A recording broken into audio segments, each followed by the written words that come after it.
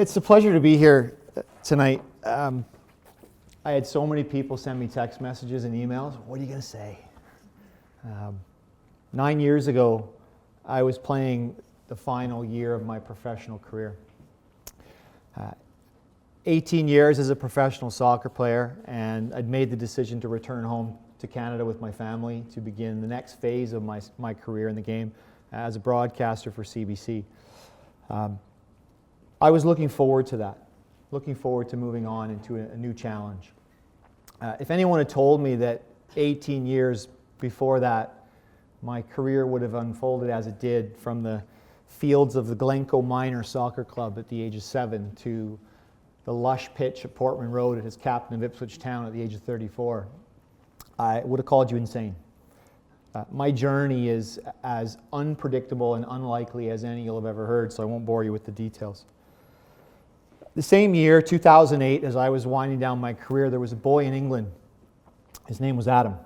He would turn 14 years old that year, but given that his birthday is December 28th, it's safe to assume that he faced many of the same challenges that other kids who are born late in the year faced in sport. The relative age effect, where athletes who are born early in the year are often afforded greater opportunities in their sport simply because they develop physically more quickly than those born late in the year, is very real. That might be one reason why, at the age of 14, there wasn't anything remarkable about Adam. No outward sign or indicator of future greatness. No way, no metric that any coach could predict that he was going to go on and change the face of his sport forever. But just 7 years later, in 2015, Adam did this.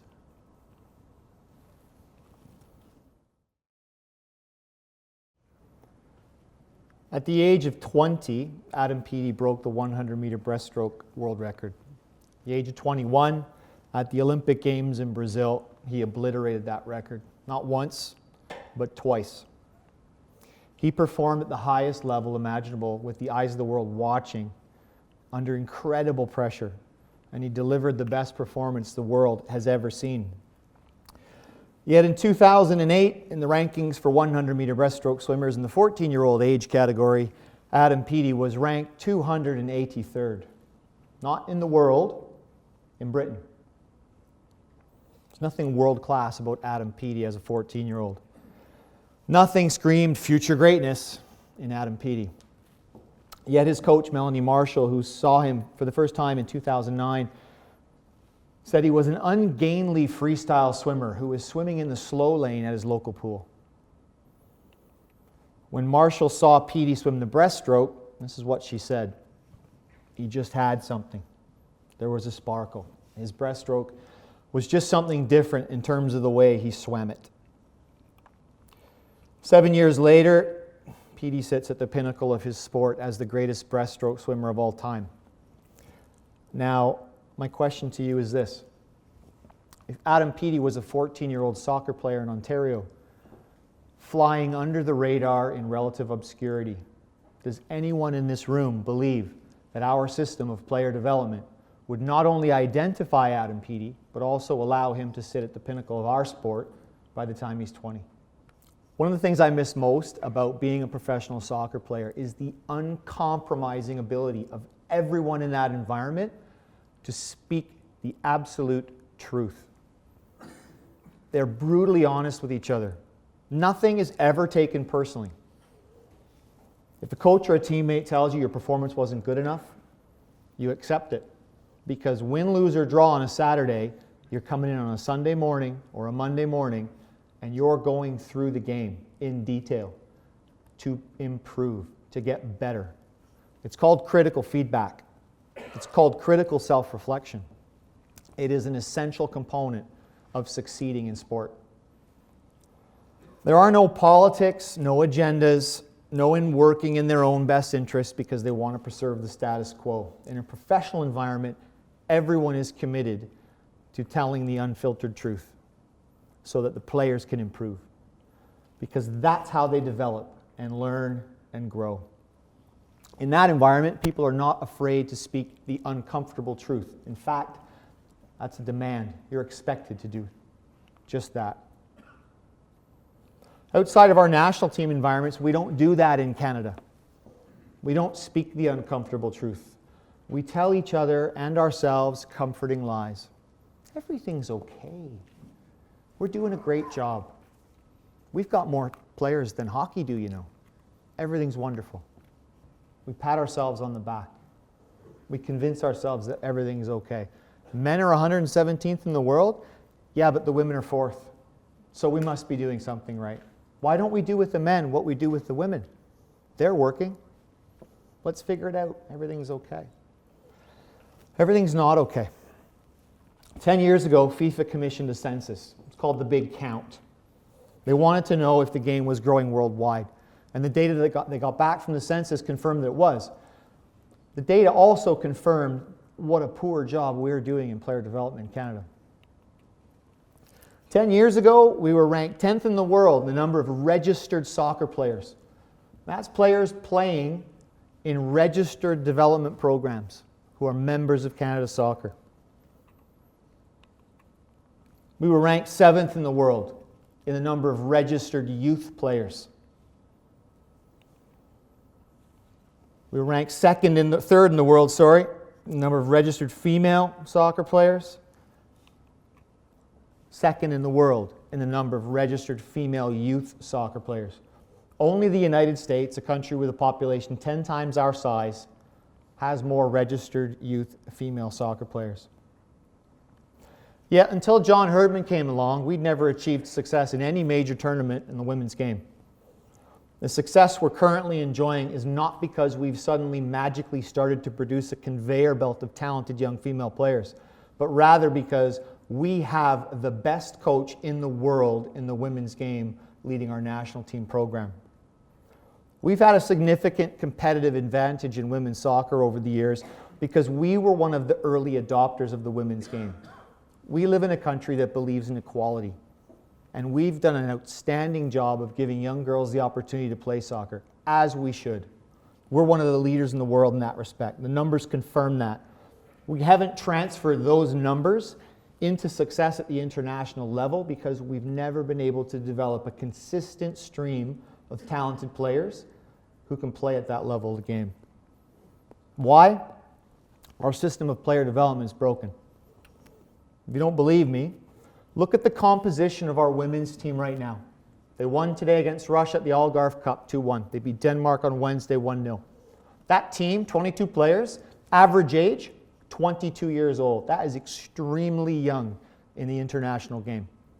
Take away the top 5 most senior players, who between them have 604 appearances for Canada, and the remaining 17 players have an average age of 19.8. They're teenagers. There are 7 teenagers on that team. There's a 15-year-old on that team. Between them, those 17 players have just 277 appearances for Canada. If you're thinking that John is just resting some of his more experienced players in our squad and that there's a dozen 20-somethings out there, you'd be wrong. Those players don't exist. Our development system is broken. If it wasn't broken and it was working correctly, we wouldn't have entire age brackets devoid of elite players. The reason that there are 7 teenagers on that squad is because there's no one in the 20s that are better than them. John Herdman is the most meticulous, the most thorough, the most professional coach that I've ever had the pleasure of working with. If anyone can turn those teenagers into national team stars, it's John Herdman. And I've got supreme confidence in the direction of our women's program under John's leadership. But he scoured the world looking for Canadian players who are older, who are more experienced, and they don't exist because our system's broken. On the men's side, things look much worse. And that's only because the pool of competition is much deeper in the men's game than it currently is in the women's game. That is going to change. More and more nations are developing and investing in the development of women's soccer. And those mature footballing worlds, those mature footballing cultures are going to come on in leaps and bounds once they put the infrastructure in place in the women's game. But that doesn't make 117th any more palatable for me. Many people believe that professional soccer will be the cure. And while professional soccer is absolutely important for us, for our young players to aspire to, there's not a lot of data to support that belief. Major League Soccer came to Toronto in 2007, to Vancouver in 2011, to Montreal in 2012. Yet over that period of time, we've continued to struggle to produce young players who can play professional soccer in MLS, let alone those who can succeed at the international level. In 2016, only 13% of starts made by players on our 3 MLS teams were made by Canadian players. 87% of the starts made by Toronto, Vancouver, and Montreal were made by foreigners or Americans. MLS Commissioner Don Garber and I always used to spar when I used to work for TSN.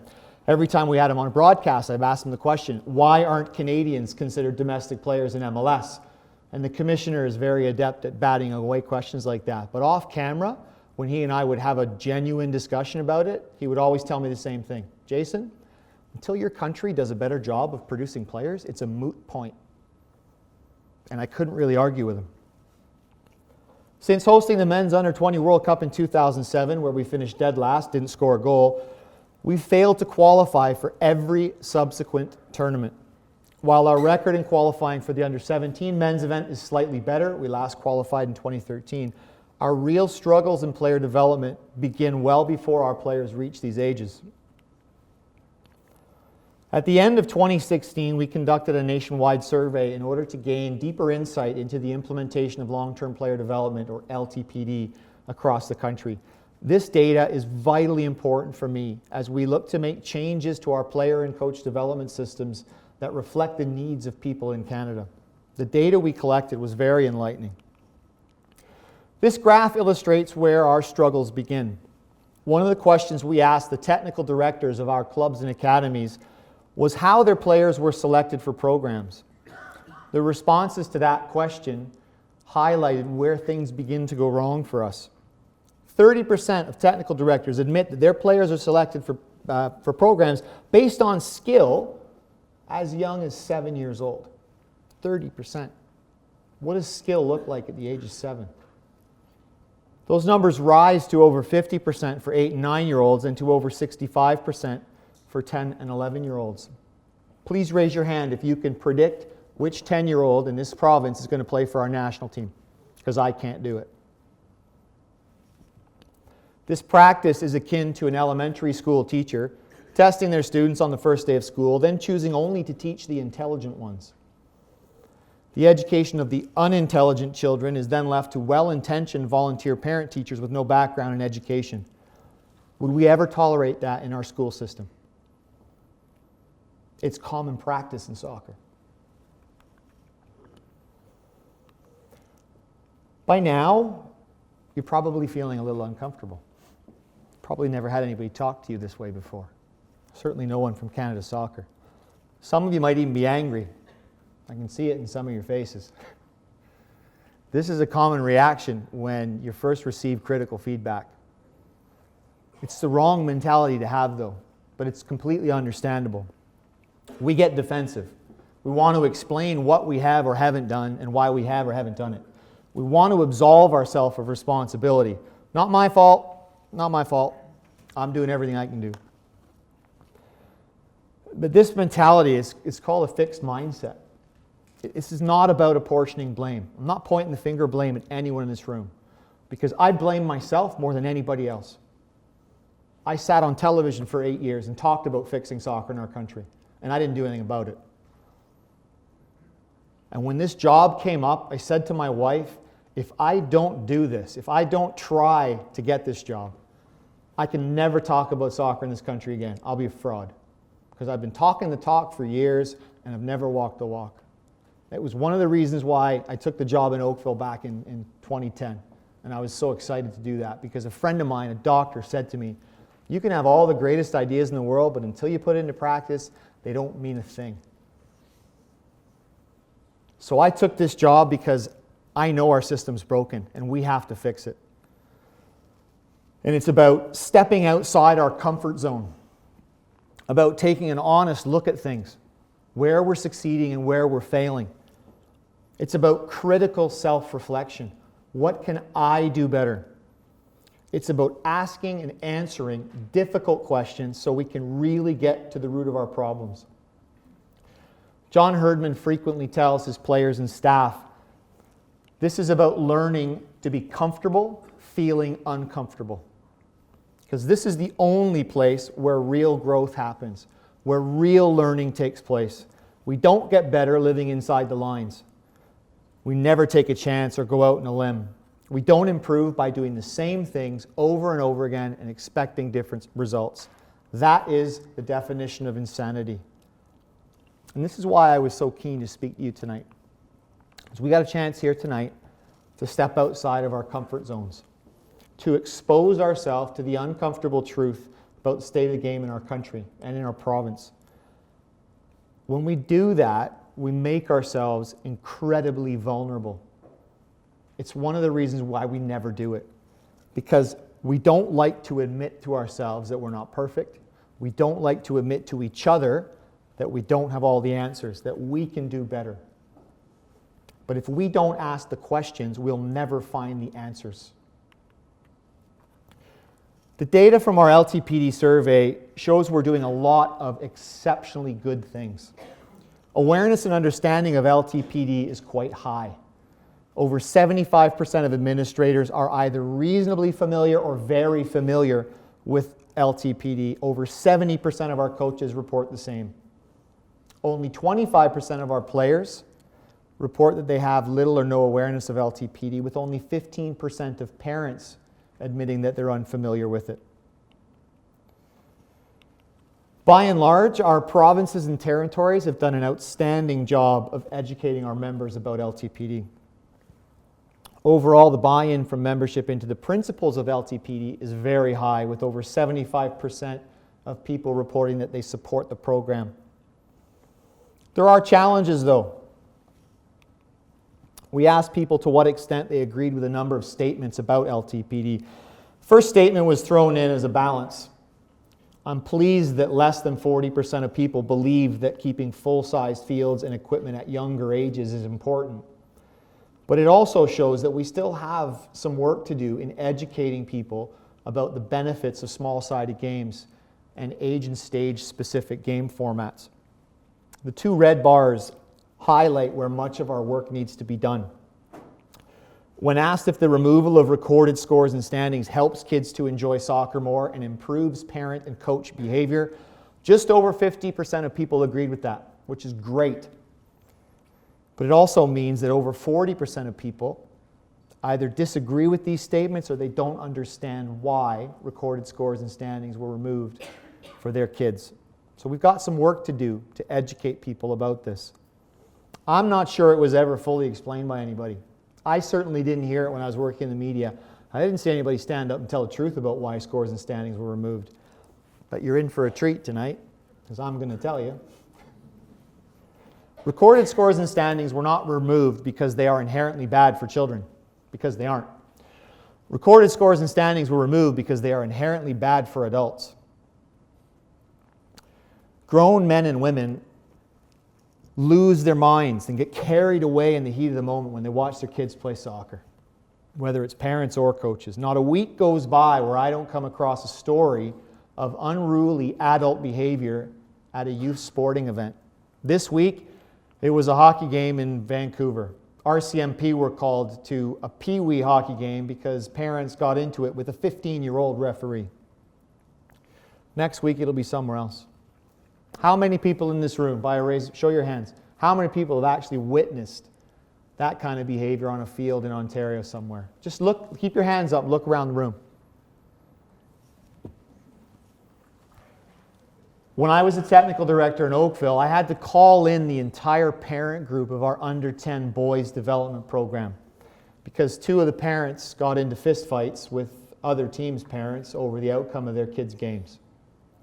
I knew who the two offending people were.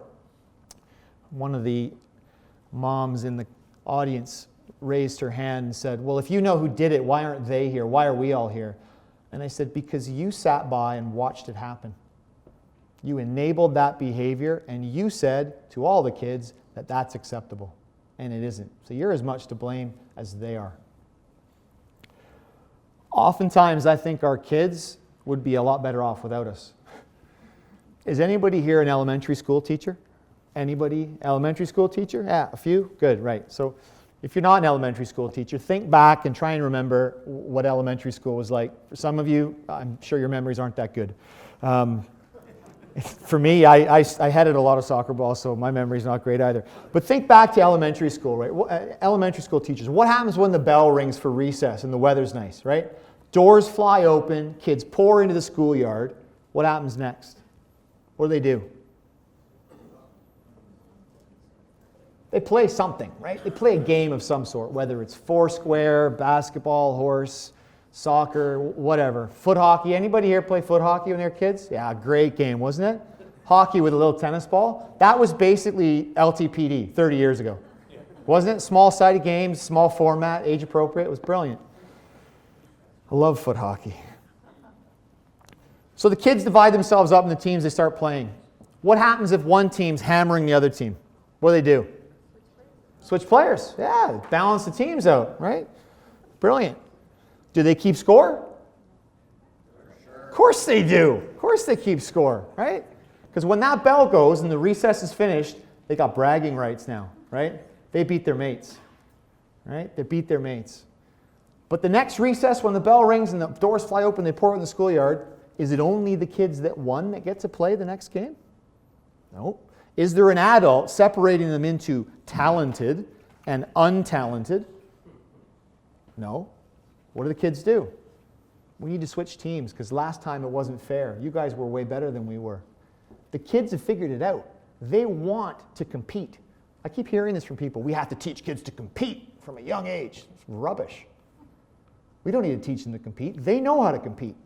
They actually know how to balance teams. We need to learn from our kids. They've figured it out. Why can't we? Over the last 6 months, I have traveled to every province in this country, most of them multiple times. I've been to Victoria, British Columbia. I've been to St. John's, Newfoundland. I've been as far north as Betchico in the Northwest Territories, which is an hour outside of Yellowknife. I went there in the end of January too, and it was bloody cold. On every visit that I did, I went to the provinces and I sat down with people just like you. And I said, pretend I don't know anything about soccer here and explain it to me. Tell me how it's delivered. What successes have you had? What's working well? And what are some of your ongoing challenges? Every province has had success in some areas. And every province is having challenges in other areas. The success is because of the fantastic work, groundbreaking work that's being done by people just like you across our country, who are primarily volunteers. Every province needs support and guidance and resources and leadership. They need to follow a plan and be part of something bigger than just themselves. And that has to come from Canada Soccer. I get asked all the time, what's your vision?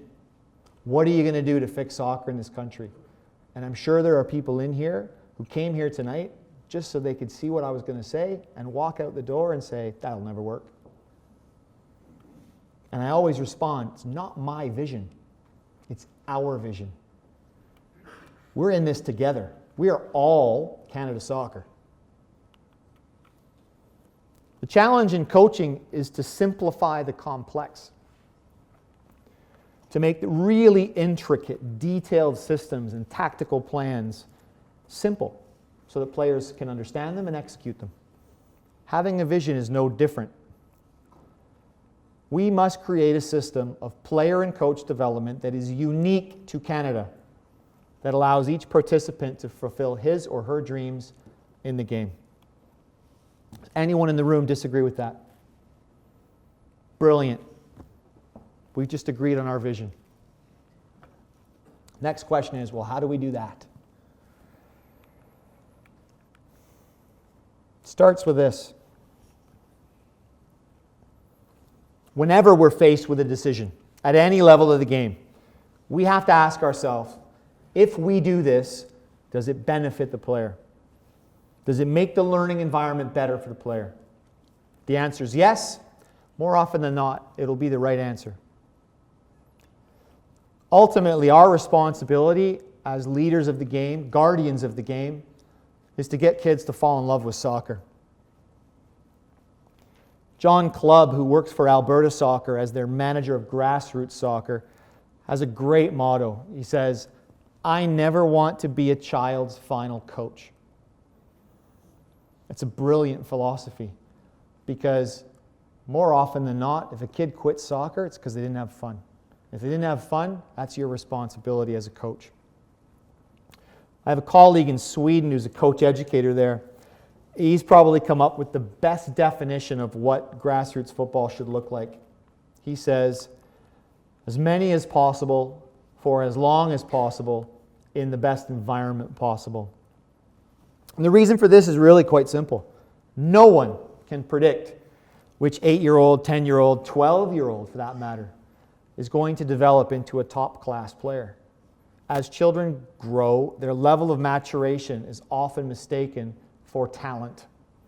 They get selected for programs over other kids simply because they're more physically developed. My question is, why aren't we giving every kid who wants to learn the game the opportunity to do so? Why aren't we creating programs that are inclusive for all those kids who are passionate about the game, who might be a little bit behind in the development curve, who might be lacking a few of the skills that are required, might be a little bit behind their peers.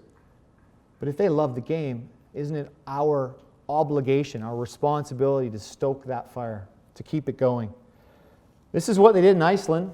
They gave every kid the opportunity to play soccer, and they surrounded them with great coaches. No child was left behind because they don't have enough people in Iceland to leave anyone behind.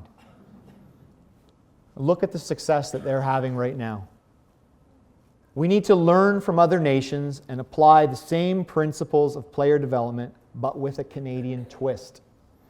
When people suggest to me that we need to do what they did in Germany, or we need to do what they do in the Netherlands, or Belgium, or Iceland, or any other country, I always think to myself, we will. We're going to take the same principles that they applied there and apply them here.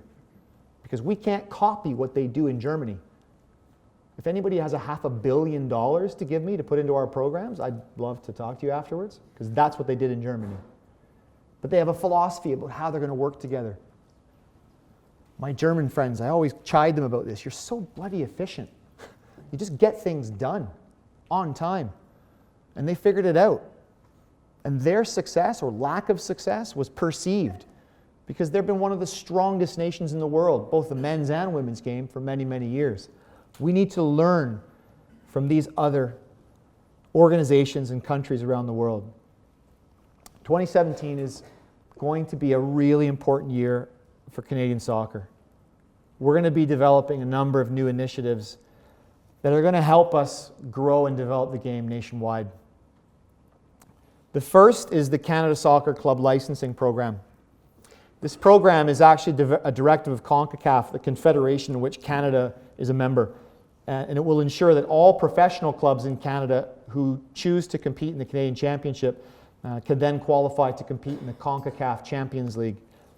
But the Canada Soccer Club Licensing Program is going to extend all the way down to the grassroots level so that every organization that is a member of Canada Soccer is involved. Club Licensing Program will have multiple tiers and will incorporate the standards of the existing club charter or club excellence programs across the country.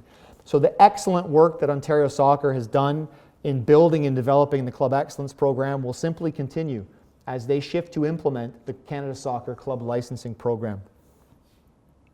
In the coming months, Canada Soccer will work closely with our provincial members to determine the criteria for each level of the Club Licensing Program, and will support the provinces in its implementation. This program is designed to be inclusive of everyone. So if you're a member in good standing and you register your players with the Ontario Soccer Association, is that a yellow card? Sorry. If you register your players with Ontario Soccer, you're going to be in the club licensing program as an organization.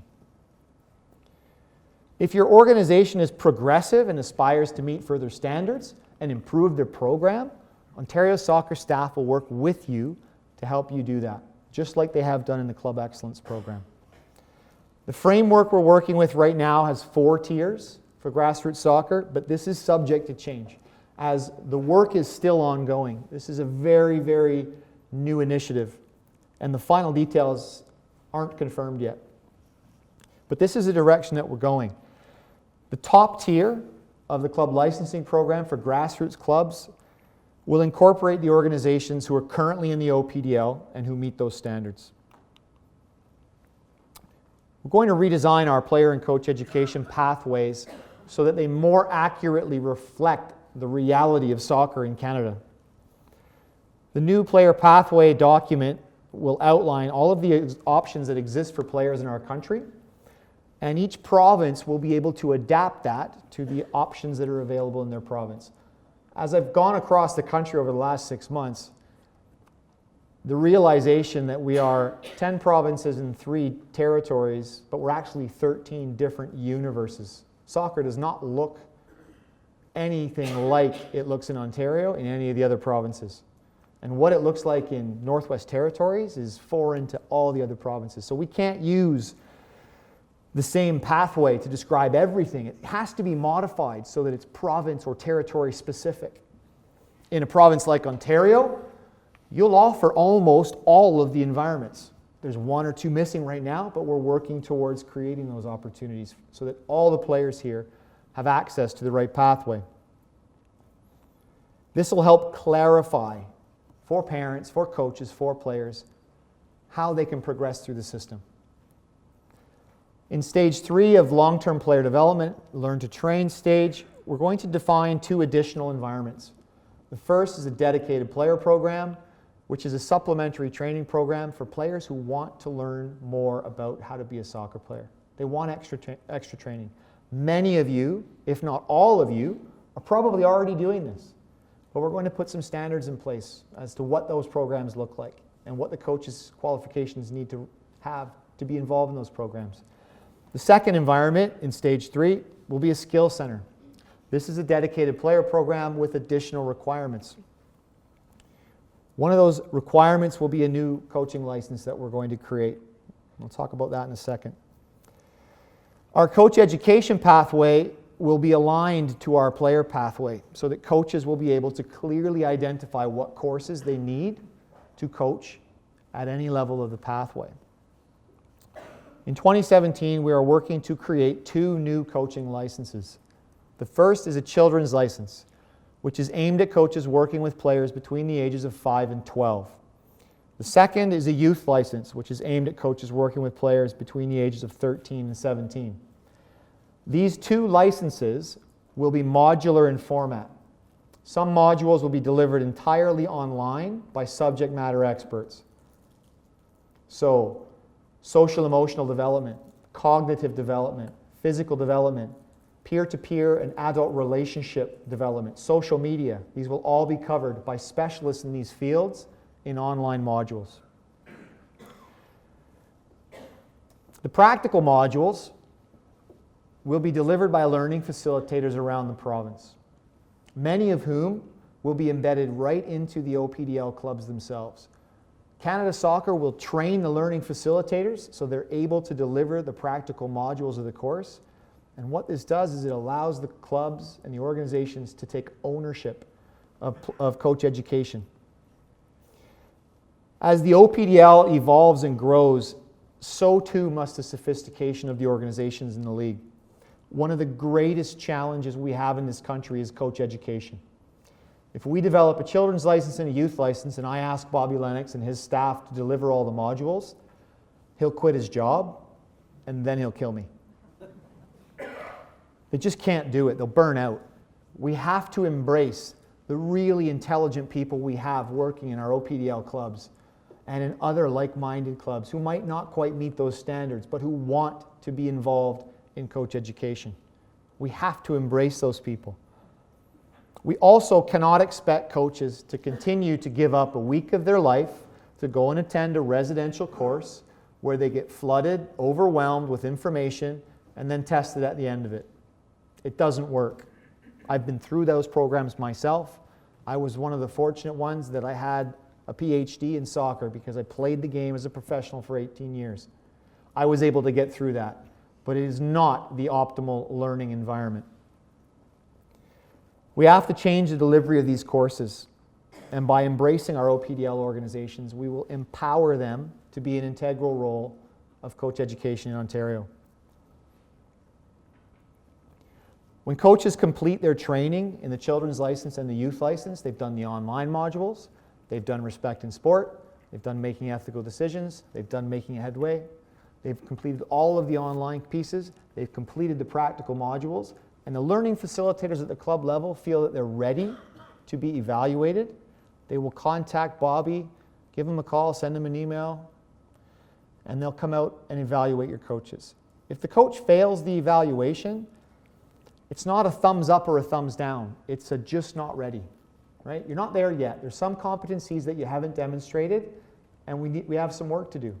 But because the coach educator, the learning facilitator, is now embedded at the club level, it's not a case of thumbs up, thumbs down from Ontario Soccer, and you go back and try and figure it out on your own. Now, the coach education staff from Ontario Soccer has a conversation with the learning facilitator, might be your technical director, might be your director of coach education at your club, might be one of your staff coaches. Now, Ontario Soccer staff has a conversation with them and said, look, they're close, they're just not ready. There's a couple of things that are missing. Let's put in place a plan to help them get there. And it's not about dumbing down the course. It's quite the opposite, actually. That question got asked over there, but we've got to make sure that we maintain the integrity of the course. We will do that. These will not be easy qualifications. You don't just have to show up and you'll be granted a children's license. Because you have arguably the most important job in our country, getting kids to fall in love with soccer. And you're probably going to take a job in a club, whether it's as a volunteer coach or as a staff coach, and you're entrusted with the development of the next generation of Canadian players. That's really important. So these courses are going to be designed in such a way that they're not easy to achieve. They're going to take some work, but you're going to come out at the end of it feeling value, feeling better as a coach, feeling that you've learned something. Current coaching standard in the OPDL is a B license Part 1 for under 13 age group, B license Part 2 for U14 and above. These licenses were only put in place because the correct license, a youth license, didn't exist. It's never existed before in our country. 85% of our players are under the age of 18 in Canada. So 85% of our coaches are working with kids under the age of 18. Yet we've never had a competency-based coach education course for coaches working with those players. We are going to change that. Once this system is in place, the requirement to be a head coach in the OPDL will be the youth license. But this requirement will be phased in. We will work with the existing organizations and those who want to get into the league and participate at that level. We will work with you to make sure that this is a seamless process, and it'll be phased in over a period of time. We're not going to police, we're going to support. There's a big difference. OPDL organizations will also be required to run a skill center program for players between the ages of 8 and 12. Again, it's about improving the environment for the player at the club level. Most of the OPDL organizations are already doing this. The only difference is the lead coaches in the skill center will have to have a children's license. And again, we'll work with you over time to implement these standards. Canada Soccer will create a national technical director's license so that organizations across the country can interview and hire technical directors in the knowledge that they have the skills required to do the job. I've always believed from my time in Oakville that the skills you need to get the job are not the skills you need to do the job. And loads of you are nodding your head in agreement because you're technical directors and you know what I'm talking about. We're going to design a course that meets your needs so that you can do the best job possible at your clubs. There will also be other supplementary courses for coaching goalkeepers, for coaching futsal, for coaching disabled players. We will work to provide more opportunities for female coaches, and we'll take every measure possible to make our courses as accessible as possible. Canada Soccer will be front and center in the education of parents. There will be modules in both the children's license and youth license on how to communicate with and engage with parents. They are not the enemy. Every parent in this province wants the same thing, the very best opportunity for their child. As a coach, you must want the same thing for your players, and you must work with the parents to achieve this. Success in youth coaching is not about the coach. It's about ensuring the child falls in love with the game. For the players, very simple. We're going to put their needs ahead of everything else so that we can have as many as possible for as long as possible in the best environment possible. Our nation has done an exceptional job of delivering recreational soccer to hundreds of thousands of players across the country. We organize recreational soccer in Canada better than just about every country in the world. That is down to the countless hours that you put into the game, people just like you across our country. Most of you do it on a volunteer basis. I have nothing but the utmost respect and admiration for the work that you do. Soccer in Canada would not exist without you. Volunteers are the lifeblood of the game in our country, and they will continue to play a vital role in the development of soccer in Canada. Many people believe that volunteer parent coaches should not be involved in developing players. I completely disagree. No one works harder to ensure that their child and their friends have a great experience with the game than the volunteer parent coach. Our responsibility is to give them the skills and the resources that they need to succeed in doing that. To the administrators running clubs, the registrars organizing leagues, the referees tolerating the abuse and criticism that inevitably comes with the territory, please keep doing what you're doing. Our game will die without you. We have a great deal of work to do this year and beyond. I can't do it alone. I need you to be as passionate and dedicated and committed to this vision as I am. I need your help. We won't always agree on the right way to do things. But if we keep this vision at the forefront of our thinking, if we put the needs of the player first, ahead of our own needs, we're not going to go too far wrong. Finally, I want to thank the Ontario Soccer Association, Ontario Soccer, for, that's a red card, right? 2 yellows and I'm off. Fitting. I want to thank Ontario Soccer for running this soccer summit. These events are extremely difficult to organize and to run smoothly. And I was excited to come here today.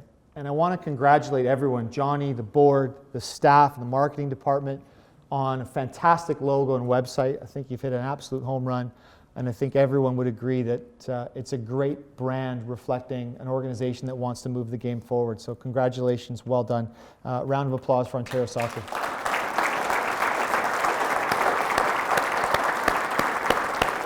I think the time is up, folks. Thank you very much for your attention tonight. I really appreciate it, and I look forward to working with you.